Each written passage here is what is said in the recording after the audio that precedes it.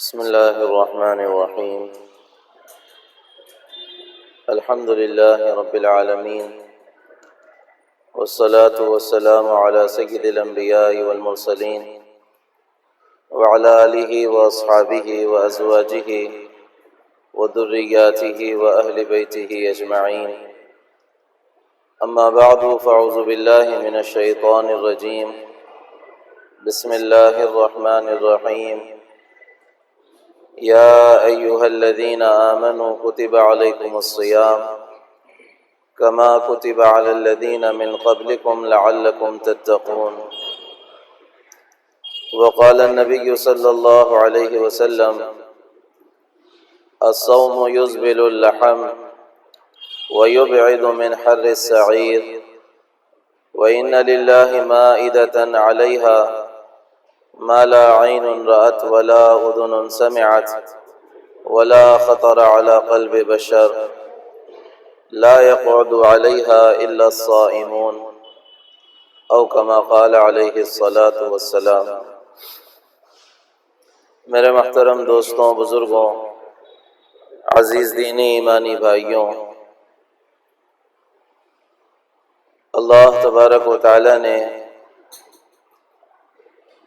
مسلمانوں پر جو بنیادی فریضے عائد کیے ہیں، جن کو ہم ارکان اسلام اور دین کے بنیادی ستون کہتے ہیں، ان میں سے ایک اہم ترین فریضہ روزے کا فریضہ ہے، جو ان 5 بنیادی ارکان میں اہم ترین مقام اور مرتبہ رکھتا ہے.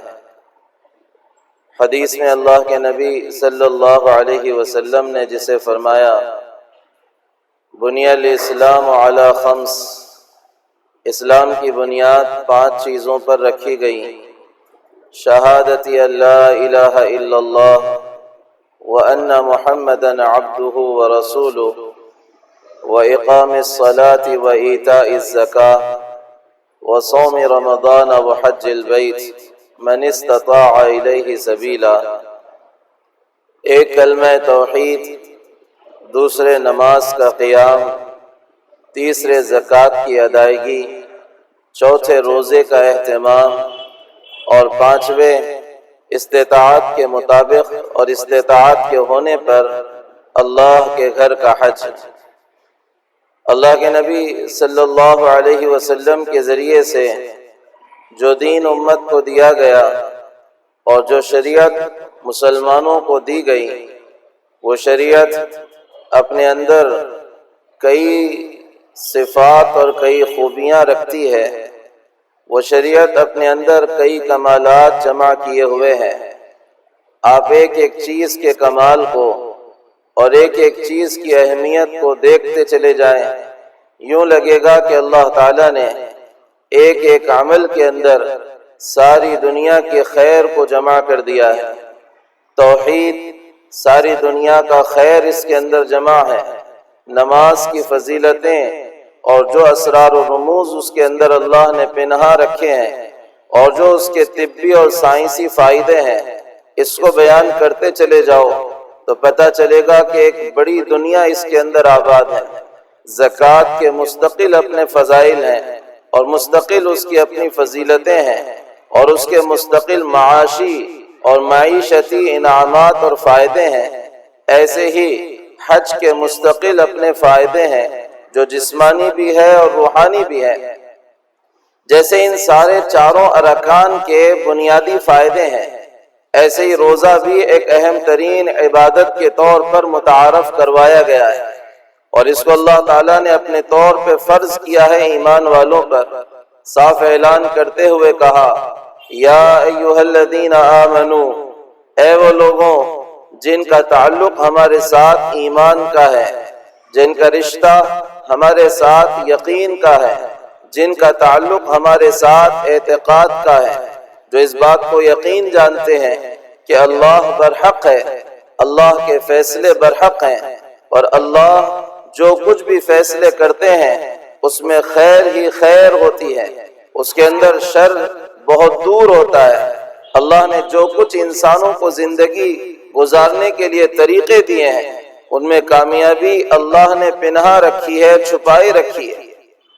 اے وہ لوگوں جن کا ہمارے ساتھ اس قسم کا تعلق ہے، خطاب اس لائن سے کیا گیا تاکہ سمجھ میں آ جائے کہ جو حکم آگے دیا جا رہا ہے یہ حکم خاص تمہارے فائدے پر مبنی حکم ہے۔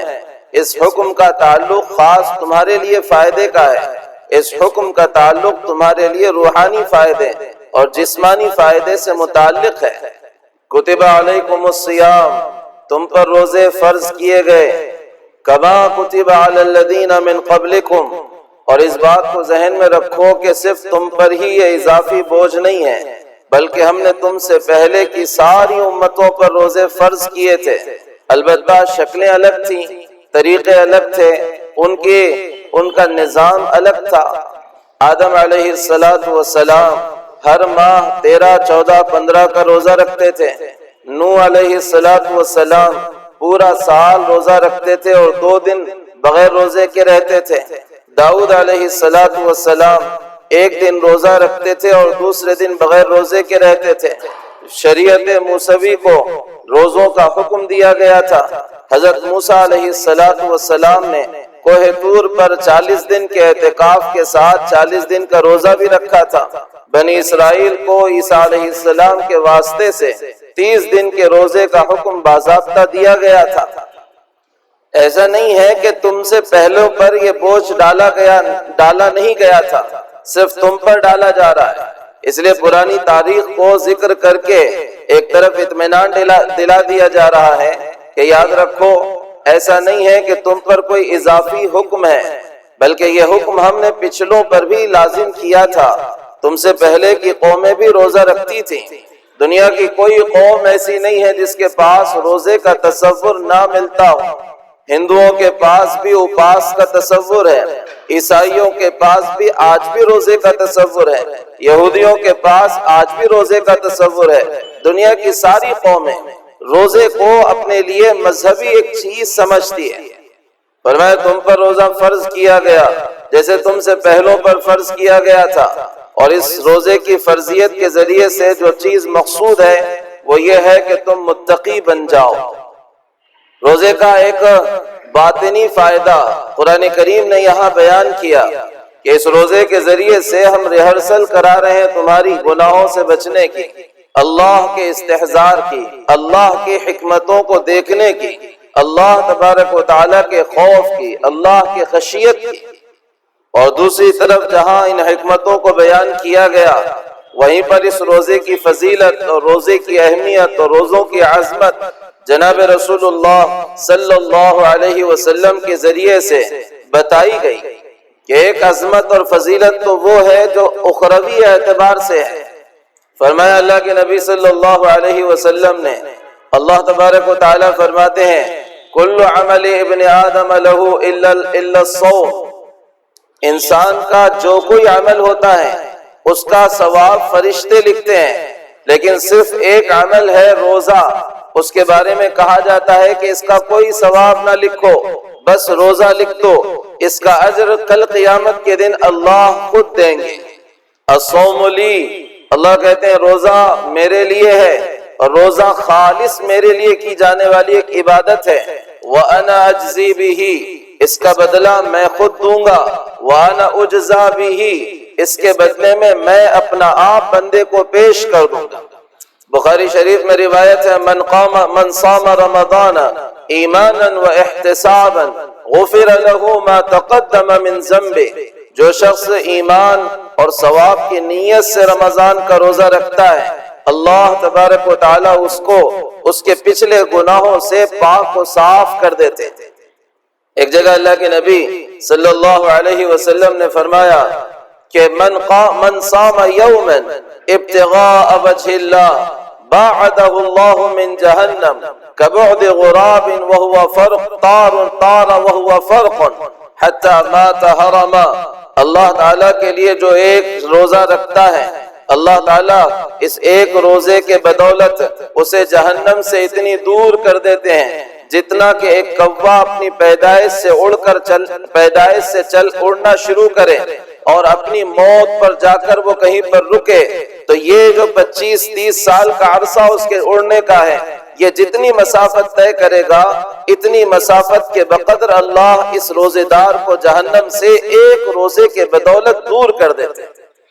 اللہ کے نبی صلی اللہ علیہ وسلم نے فرمایا ان فی الجنت بابا یقال له الریان، جنت کا ایک دروازہ ہے جس کا نام ریان ہے، یدخل منہ الصائمون، اس دروازے سے صرف روزے دار داخل ہوں گے۔ جب روزے دار داخل ہو جائیں گے تو اس دروازے کو بند کر دیا جائے گا۔ اس دروازے کی خاصیت یہ ہے کہ اس دروازے کے انٹری پر ایک مشروب اور ایک پانی وہاں کے داخل ہونے والوں کو پلایا جائے گا۔ من شرب لم یظمأ ابدا، اللہ کے نبی نے فرمایا جو ایک مرتبہ اس پانی کو پی لے گا پھر کبھی اسے پیاس کی تکلیف محسوس نہیں ہوگی۔ یہ تو وہ بنیادی فضیلتیں ہیں، اور اس کے علاوہ بے شمار فضیلتیں ہیں جو اس سے پہلے کئی مرتبہ ہم بیان کر چکے ہیں، اور ہر جگہ اس کا تذکرہ عموماً آتا ہے۔ لیکن اس کے ساتھ ساتھ روزے کے جو جسمانی فائدے ہیں، جو سائنٹیفک فائدے ہیں اور جو سائنسی فوائد ہیں، وہ بھی اپنے اندر بہت کچھ دعوت غور و فکر دیتے ہیں۔ اگر انسان اپنے جسم ہی کے لیے، جو اس زمانے میں انسان کو اپنے جسم کی فکر پڑی ہے، ایک ماحول اس وقت بنا ہوا ہے، لوگوں کو اپنے باڈی کی بہت زیادہ فکر لگی ہوئی ہے، ہر آدمی اپنے جسم کے اعتبار سے حساس ہو گیا ہے، ہر آدمی اپنے جسم کے اعتبار سے بہت پریکٹیکل ہو گیا ہے، اور ہر آدمی اپنے جسم کے اعتبار سے بہت ہی زیادہ فکر مند ہو گیا ہے۔ ذرا کچھ ہوتا ہے تو ڈاکٹرز کے پاس جاتے ہیں، ذرا کچھ ہوتا ہے تو ڈاکٹر سے صلاح و مشورہ لیتے ہیں، ہر ایک کے پاس اپنا ڈائٹنگ پروگرام ہے، ہر ایک کے پاس ورزش کا اپنا پروگرام ہے، اور جسم کو لے کر آدمی انتہائی محتاط ہو گیا ہے۔ اگر ہم اسی جسم کے لیے جو مقصود نہیں ہے روزے کا، لیکن روزے کی ترغیب کے لیے اگر انہی فائدوں پر غور کریں جو اللہ تعالیٰ نے روزے کے ذریعے سے اس جسم کے اندر رکھے ہیں، تو میں سمجھتا ہوں کہ یہ وہ فوائد ہیں اور یہ وہ بنیادی باتیں ہیں اور یہ حیرت انگیز فائدے ہیں کہ یہی وہ فوائد تھے جنہوں نے، اور یہی وہ فوائد ہیں جنہوں نے پورے یورپ کو، اسلام دشمنوں کو بھی آج روزے کے رکھنے پر مجبور کر دیا۔ باضابطہ فاسٹنگ کلینکیں چل رہی ہیں یورپ کے اندر، باضابطہ روزوں کا اہتمام چلتا ہے یورپ کے اندر، باضابطہ روزوں کے اہتمام کو کروایا جاتا ہے عیسائی اور یہودی دنیا کے اندر، کیونکہ وہ جانتے ہیں کہ اس کے اندر فائدے ہیں، وہ جانتے ہیں اس کے اندر سائنسی اعتبار سے وہ فوائد چھپے ہوئے ہیں جس کا کوئی اندازہ نہیں کر سکتا۔ بنیادی طور پر اس بات کو سمجھنے کی ضرورت ہے کہ اللہ تعالیٰ نے جس چیز کو پیدا کیا ہے اس چیز کی ایک فطرت بنائی، یہ بات بنیادی ہے جسے سمجھنا پڑے گا۔ ہر چیز کو اللہ نے پیدا کر کے اس کی ایک فطرت رکھی ہے۔ مچھلی کو اللہ نے پیدا کیا، اس کی فطرت ہے پانی میں رہنا۔ پرندوں کو اللہ نے پیدا کیا، ان کی فطرت ہے ہواؤں میں اڑنا۔ اسی طرح اور بھی بہت ساری چیزیں ہیں جو اللہ نے پیدا کی، اور ان کی فطرت ہے وہ اس ماحول کو چاہتے ہیں۔ ہر چیز کی اپنی ایک فطرت ہوتی ہے، ایک طبیعت ہوتی ہے۔ ایسے ہی انسان کا جسم اللہ نے بنایا ہے، اس جسم کی بھی ایک طبیعت ہے، ایک فطرت ہے، ایک عادت ہے۔ وہ عادت ہرگز یہ نہیں ہے کہ جسم سہولتوں کو چاہتا ہے یا جسم کی فطرت سہولت ہے، بلکہ جسم کی فطرت اور جسم کی طبیعت اور جسم کا مزاج اور جسم کا مذاق جو ہے وہ مشقت اٹھانا ہے۔ اس جسم کو آپ مشقت میں رکھو گے تو یہ اچھا رہے گا، اس جسم کو آپ سہولت میں ڈالو گے تو یہ خراب ہو جائے گا۔ یہ ایک اصول کلی ہے اور یہ ایک ضابطے کی بات ہے۔ اس جسم کو آپ جتنی سہولتیں دو گے یہ جسم اتنا بیمار ہوتا چلا جائے گا، اور اس جسم کو آپ جتنا مشقتوں میں ڈالو گے یہ جسم اتنا تر و تازہ اور اتنا ہی بہترین رہے گا۔ کیا یہ حقیقت نہیں ہے کہ ہم لوگ پیسہ کما رہے ہیں اور پیسہ کمانے والا پیسہ کمانے کے بعد اپنے جسم کو راحت دینے کے لیے نت نئے انتظام کر رہا ہے؟ خوبصورت گاڑی اس کو سفر کے لیے چاہیے، اور اے سی والی گاڑی اس کو سفر کے لیے چاہیے، خوبصورت بنگلہ اس کو رہنے کے لیے چاہیے، اور گھر کے اندر بھی صرف پنکھے پر اس کا کام نہیں چلے گا بلکہ وہاں پر بھی اسے اے سی کی ضرورت ہے۔ اور پھر یہ سمجھتا ہے کہ اس جسم کو اچھا رکھنے کے لیے اسے مقوی غذاؤں کو کھانا چاہیے، اور پھر اس کے بعد یہ کاجو اور یہ بادام اور یہ انجیر اور یہ حلوے اور یہ فلاں اور یہ چنا، پتہ نہیں کیا کچھ نہیں اپنے جسم کو دے رہا ہے، اور عمومی ذہن یہ بنا ہوا ہے کہ صاحب نہیں کھاؤ گے تو کمزور ہو جاؤ گے۔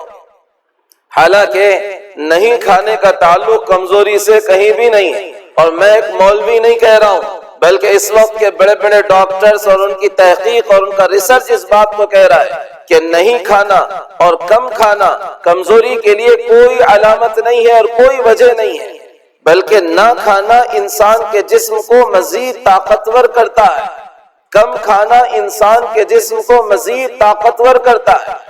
اب ادھر چل کر حضور اکرم صلی اللہ علیہ وسلم کی زندگی کی طرف جاؤ اور اللہ کے نبی صلی اللہ علیہ وسلم کی زندگی کو دیکھو تو وہاں پر کھانے کی مقدار جو آپ کو ملے گی وہ عائشہ صدیقہ رضی اللہ تعالیٰ عنہ کا بیان ملے گا کہ 1 چاند اور 2 چاند اور 3 چاند ہم پر گزرتے تھے، محمد صلی اللہ علیہ وسلم کے گھر میں چولہا نہیں جلتا تھا۔ لوگ کہتے ہیں آپ کا کھانا کیا ہوتا؟ کہ کھجور کھاتے اور پانی پر گزارا کیا کرتے تھے۔ فاطمہ رضی اللہ تعالیٰ عنہ حضور اکرم صلی اللہ علیہ وسلم کے پاس تشریف لائیں، حضور کھڑے ہو گئے استقبال میں، بیٹی کیا بات ہے کیوں آئی ہو؟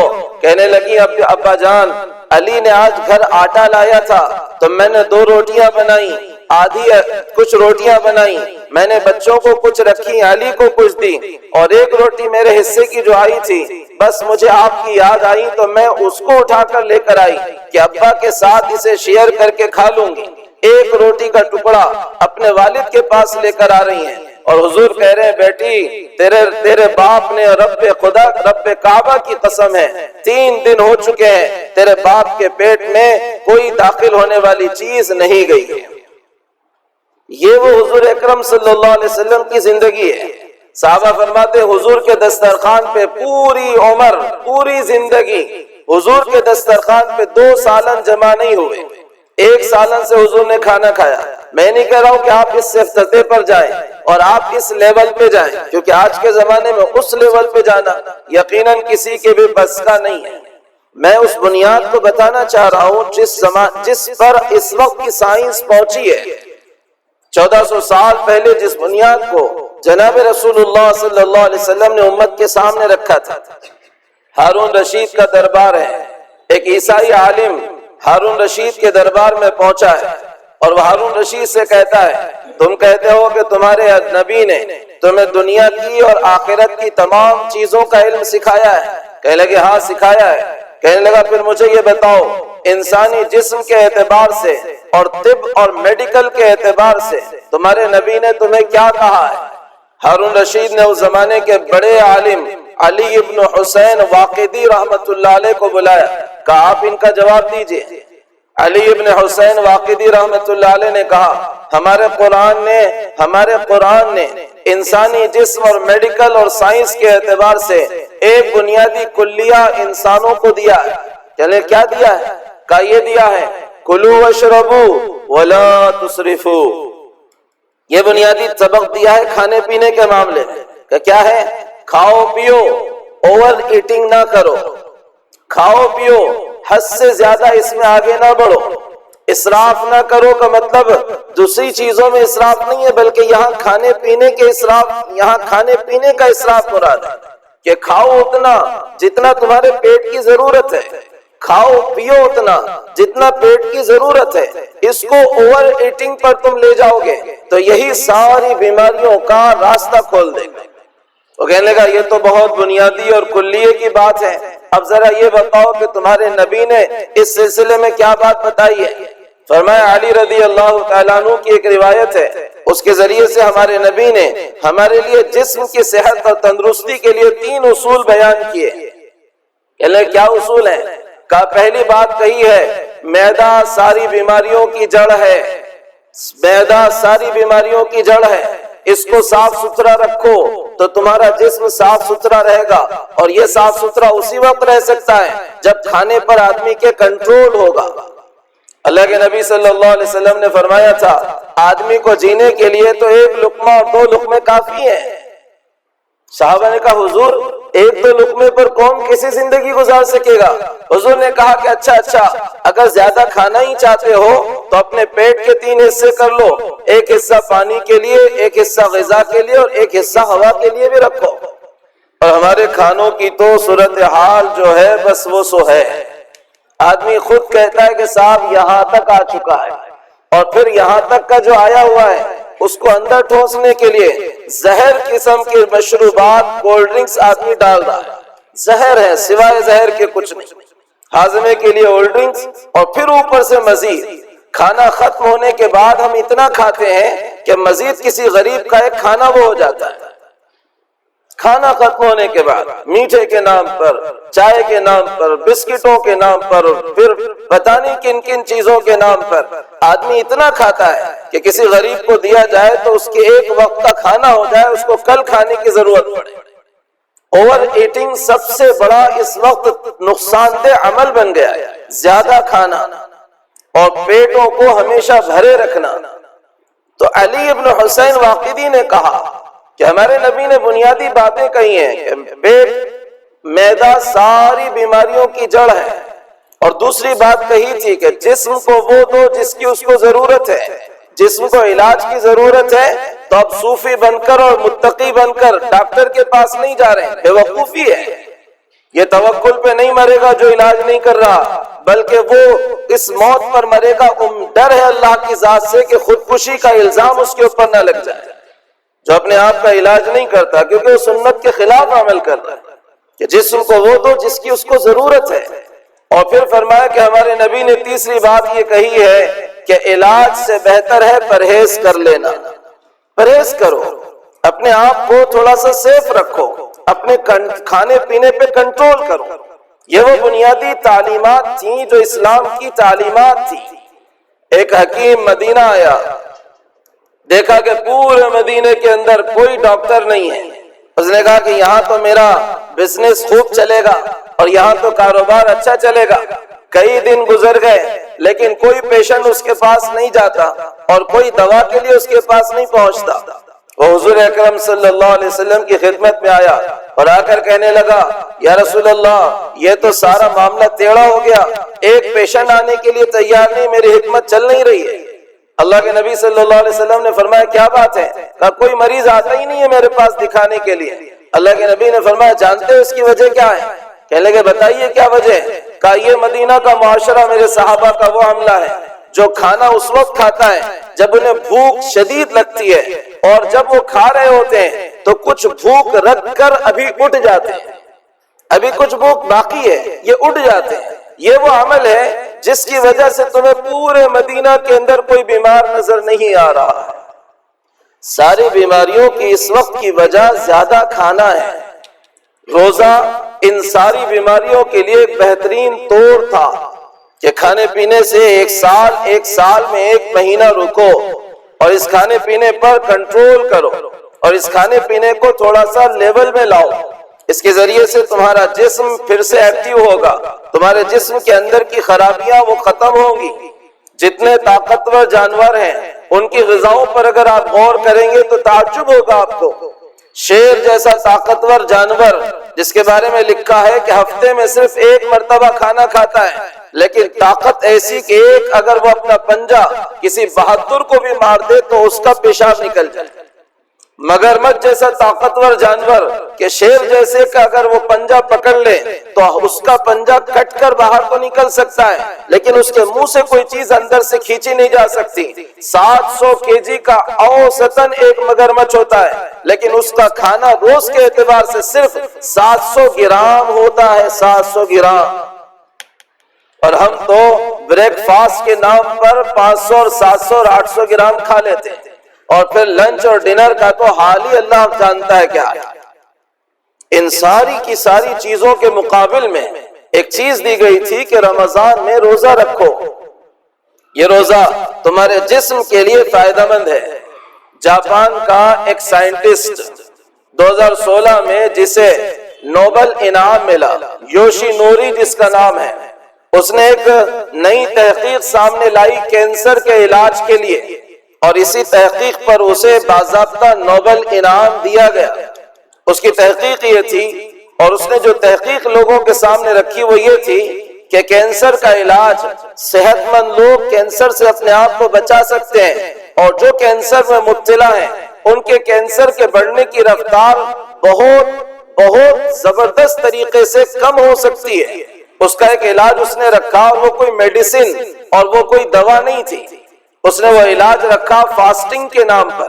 اس کا یہ کہنا ہے کہ اگر کوئی انسان اپنے ارادے سے، یہ اس کے جملے ہیں، مجبوری میں نہیں، جیسے قحط میں آدمی نہیں کھاتا ہے، اپنے ارادے سے اگر ہر سال 27 اور 26 دن تک یہ معمول بنا لے کہ 12 سے 16 گھنٹے وہ بھوکا رہے گا، کوئی انسان اگر یہ معمول اپنے ارادے سے بنائے کہ سال میں 26 سے 27 دن تک یہ معمول رہے کہ 12 سے 16 گھنٹے وہ بھوکا رہے گا، تو بہت زیادہ امید ہے، اور صرف امید نہیں ہے، تجربہ کیا گیا ہے 3000 سے زائد لوگوں پر، اور 3000 سے زائد مقالے اس نے اس سلسلے میں لکھ کر باضابطہ جمع کیے کس طرح یہ تبدیلیاں آتی ہیں، اور اس پر اسے انعام نوبل ملا تھا کہ اس کی وجہ سے آدمی کینسر سے بھی محفوظ ہوتا ہے، اور کینسر والے کا کینسر جو ہے وہ بڑھنے سے بھی رک جاتا ہے۔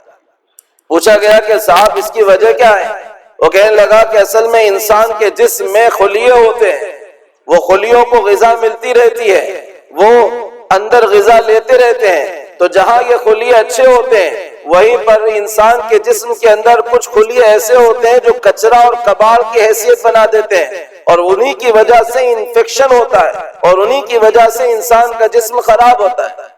جب یہ صورتحال ہو کہ انسان کے جسم کو باہر کی غذا ان خلیوں کو نہ مل رہی ہو، تو یہ تلاش کرتے ہیں اس باہر کی غذا کو اور بھوک پیدا کرتے ہیں۔ جب ان کو باوجود بھوک کے پیدا کرنے کے باہر کی غذا نہیں ملتی ہے، تو پھر یہ ان کچرا کباڑ والے خلیوں کو کھانا شروع کر دیتے ہیں جو جسم کے اندر ایکسٹرا اور زائد اور کچرے کی صورت میں ہوتے ہیں۔ اس کے نتیجے میں انسان کا اندرونی نظام ان گندے خلیوں سے اور گندے عناصر سے اور سیل سے پاک ہوتا چلا جاتا ہے۔ اس نے اس کو باضابطہ تحقیق کی، 3000 مقالے اس سلسلے میں لکھے، اپنی تحقیقات کے نتیجے باضابطہ لکھے اور اس کو سبمٹ کیا، اور اس پر اسے باضابطہ نوبل انعام دیا گیا۔ اور یہ ایک ہوا اس وقت یورپ میں چلی ہوئی ہے، آپ غور کریں اور نیٹ پر سرچ کریں تو فاسٹنگ کلینک کی ہوا عمومی طور پر چلی ہوئی آپ کو ملے گی۔ جرمنی والا پیش کرے گا کہ 8 دن کی فاسٹنگ، آپ کو یہ نتائج ملیں گے۔ اسپین والا کہے گا 8 دن کی فاسٹنگ پر یہ پروگرام آپ کو دیا جائے گا۔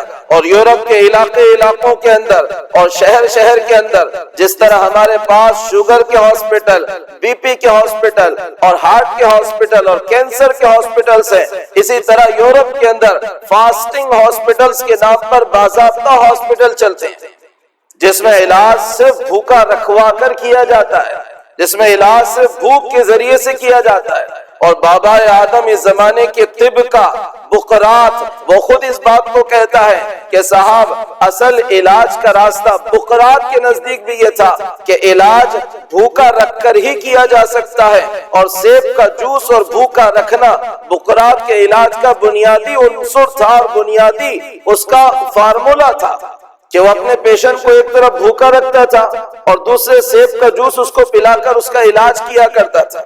بڑے بڑے ماہر اس سلسلے کے کہتے ہیں کہ صاحب بھوک اور کچھ بھوکا رہنا انسان کے جسم کے اندر کی طاقت پیدا کرتا ہے، خود اعتمادی پیدا کرتا ہے، اور آدمی کو سمجھ میں آتا ہے کہ میرے اندر یہ طاقت ہے کہ میں اپنے جسم کو اتنا سنبھال سکتا ہوں۔ بہرحال روزوں کے سائنسی اعتبار سے مختلف اپنے فائدے ہیں۔ بڑے افسوس کی بات ہے کہ اتنے فائدوں والا عمل اور اتنے فائدوں کو جو پھکٹ میں ہم سب کو مل رہے ہیں، اور مزید انعام یہ مل رہا ہے کہ اللہ کہہ رہے ہیں روزہ میرے لیے ہے اور اس کا بدلہ میں خود دیتا ہوں۔ روزے کے بدلے میں اپنا آپ پیش کر دیتا ہوں کہ بندے میں تیرا ہو گیا تو میرا ہو جا۔ حدیث میں اسی کو اللہ کے نبی نے فرمایا الصوم یذبل اللحم، طبرانی کی روایت ہے، روزہ انسان کے جسم کو گندے فضلات سے صاف کر کے نرم کرتا ہے۔ حدیث ہے روزہ انسان کے جسم اور اس کے گوشت کو خراب فضلات سے صاف کر کے نرم کرتا ہے، وَيُبْعِدُ مِنْ حَرِّ السَّعِيرِ، اور اسے جہنم کی آگ سے دور کرتا ہے۔ وَإِنَّ لِلَّهِ مَائِدَةً، کل قیامت کے دن اللہ ایک دستر بچھائے گا اپنے عرش کے سائے میں، عَلَيْهَا مَا لَا عَيْنٌ رَأَتْ وَلَا أُذُنٌ سَمِعَتْ وَلَا خَطَرَ عَلَى قَلْبِ بَشَرٍ، وہ ایسا دستر ہوگا اور اس پر ایسی غذائیں ہوں گی جس کو کسی آنکھ نے نہیں دیکھا، کسی کان نے نہیں سنا، اور کسی کے وہم و گمان میں اس کا خیال نہ آیا ہو۔ وَيَقْعُدُ لَا يَقْعُدُ عَلَيْهَا إِلَّا الصَّائِمُونَ، اس دستر پر بیٹھنے کی اجازت صرف اللہ کہے گا روزے داروں کو ہے، صرف روزے دار بیٹھ سکتے ہیں، ورنہ وہ ہٹے مستنڈے اور ایسے نوجوان جو باوجود طاقت کے روزہ نہیں رکھتے ہیں، افسوس کی بات ہے، بہت افسوس کی بات ہے۔ ایک طرف ہمارا وہ معاشرہ جہاں 7 سال کے بچے اور بچیاں، 6 سال کے بچے اور بچیاں، 10 سال کے بچے اور بچیاں سخت گرمی کا روزہ رکھ رہے ہو، اور اس میں دوسرا معاشرے کا وہ پہلو ہو جہاں ہٹے کٹے نوجوان، اچھے خاصے بڑے لوگ بلا وجہ اپنے روزوں کو چھوڑ رہے ہو، انتہائی افسوس کی بات ہے، انتہائی افسوس کی بات ہے، ڈوب مرنے اور شرم سے مر جانے کی بات ہے کہ ایسے لوگوں کو اللہ کو راضی کرنے کا کون سا وقت چاہیے کہ وہ اللہ کو راضی کرے؟ کون سی عبادت کرنے والے ہیں کہ اللہ ان سے راضی ہو جائے؟ حضور نے اسی کو کہا تھا کہ ہلاک ہو جائے وہ آدمی اور برباد ہو جائے وہ آدمی جو رمضان پائے اور اس کی مغفرت نہ ہو پائے۔ رمضان بھی ملا، مغفرت نہیں ہوئی، کھانے پینے کے ایسے عادی ہو گئے کہ صاحب مر جائیں گے، یوں ڈر رہے ہیں جیسے روزہ رکھیں گے تو، حالانکہ یہ جسم اللہ نے ایسا بنایا ہے کہ اگر اس کی طاقت روزے کی نہ ہوتی تو اللہ کبھی اس کو روزے کا مکلف نہیں کرتا۔ اس لیے میرے دوستوں، روزوں کا اہتمام کریں، دنیاوی فائدے ہیں، آخرت کے بھی فائدے ہیں۔ اللہ تعالی ہم تمام کو ان فائدوں سے فائدہ اٹھانے کی توفیق عطا فرمائے۔